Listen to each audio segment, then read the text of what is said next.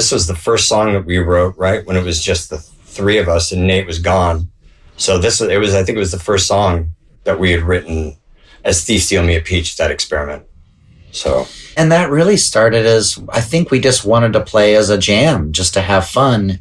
And then very quickly we learned, oh, no, let's turn this into a song. Mm-hmm. Let's actually write a song. And Dan, again, you were like the ringleader there. You were like, no, let's write a song. And I was like, I just kind of want to jam, and just play. But we had formulated it to be a complete song that first practice. It wasn't even a practice. It was just friends getting together to have fun. Mm-hmm. And it became, a task very quick. And I was on bass for that. And if you listen to the bass line, obviously Nate took it to a place where I shouldn't even talk about it, but I was the bass player for the song when we wrote it. And it just has 4 notes, and it's just an absolutely simple step down. And then there's a heavy bit in there, the words bit, where I was actually playing a bar chord on the bass like a guitar player. So like Jana, Jana, Jana, Jana, that was all a bass line, actually. And then Jeremy was playing guitar and howling, and it was fucking cool. I loved it. I was very, very into it.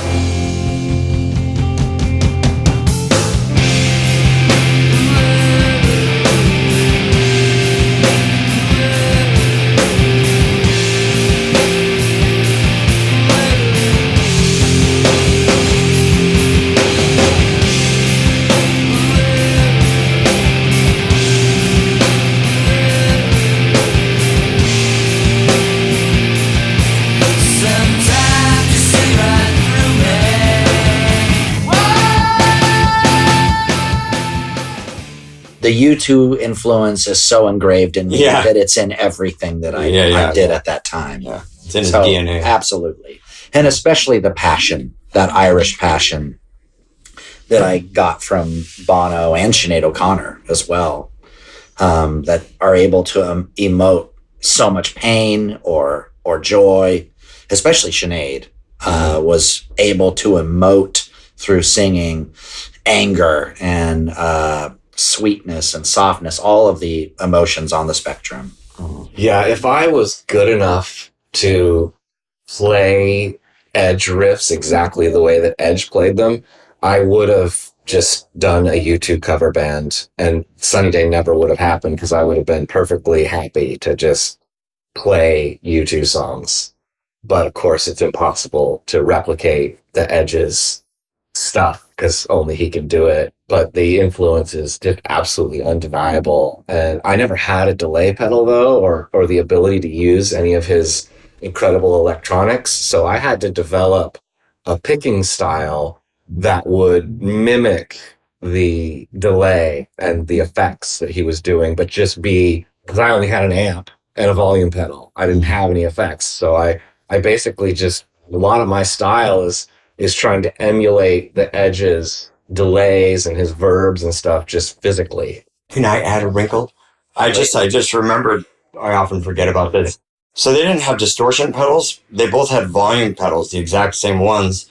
And then they had coins that were taped to this exact right height too. So when they would step on them and go to the quiet part, and then they would just step on it, and like turn it up all the way for the loud part. So that was kind of our first sort of version of distortion pedals, kind of. That's right. And we used pennies, but I think nickels would have been better and more effective, but that was kind of a lot of money for us. Nickels were way too much money. Pennies were the most cost effective. I remember, or quarters would have been the best of all. Yeah, they had to use a lot of duct tape with pennies. Yeah, duct tape and pennies just to get the right pullback. Yeah, it was frustrating because they'd have to like kind of duct tape it down and then try it out and have to it wouldn't be right. So then they had to take duct tape off and then add a couple.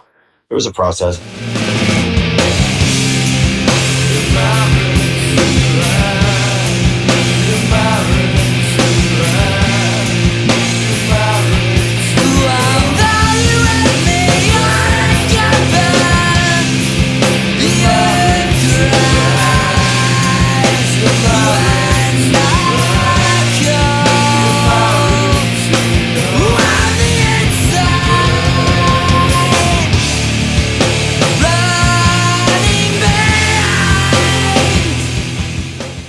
I don't know if I should say this, but like it was inspired by, for me, like those chords were like an REM song, like based off like an REM. And one little moment that Michael Stipe does with these chords that are happening on, I think it's Hair Shirt from Green. So I say. Yeah, and it's one little moment that he does, and I just, vocal melody wise, made the entire verse that.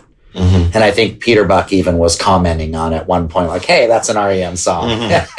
Peter Buck has accused us of stealing multiple REM songs. To his credit, he's absolutely right. We'll get to it. No, I don't. We won't get to one in this. It's actually Rodeo Jones, even though we wrote Rodeo Jones about the same time.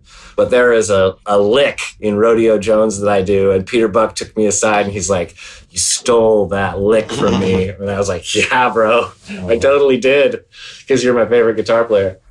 Pete Buck also is the person I will credit for drastically changing our whole stage presence and our performance, because for the longest time, we would have Nate ring a harmonic on his bass, and then we would tune to his bass. And we would do this on stage, like full volume, and make people just listen to like brutally. I remember. Brutally. And you would go, and then it was my turn. Yes. So it was 3 minutes each of tuning. It's so bad. When I found out about stage tuners, I was so upset. Well, the story is that Pete took me aside, and we were sitting at the bar after one of our shows, and he's like, "I'm going to change your life right now. What you got to do is get this thing called a stage tuner, and you step on it, and it silences your guitar because you're torturing everyone." So again, Pete Buck like literally taught Sunny Day how to tune our guitars on stage and not kill the show, like not kill the audience. So thanks, Pete. I mean, for everything. Thanks for like the riffs and for learning how to tune on stage. Unfortunately, though, because I saw some footage from the last show we played before we broke up, like at the Black Cat in DC, and it's still going on. So we didn't implement the stage tuners until we got it back together. I mean, it took a really long time because they're so expensive. Well, there's that too. And like I remember like a rebellious, like, we don't need that. Like, we just need our guitars and our hearts and our souls. I think also we had this thing where we really only we'd be the headliner, and we would play like 5 or 6 songs. 6 songs max. 30 minutes usually. Like, that was it. We didn't want to bore people. So we padded a lot of the set with just making people stand around and listen to us fuck around on stage until we were ready.